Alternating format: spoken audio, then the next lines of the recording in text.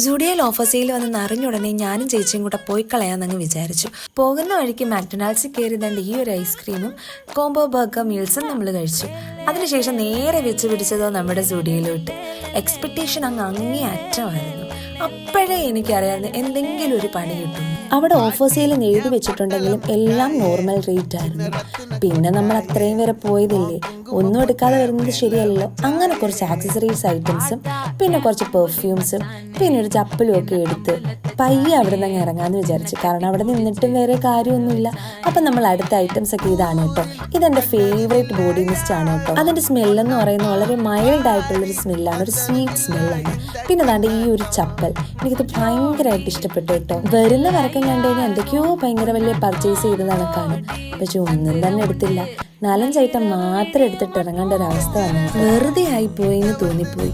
പക്ഷെ കുഴപ്പമില്ല, പോയതുകൊണ്ട് അത്ര ഐറ്റംസ്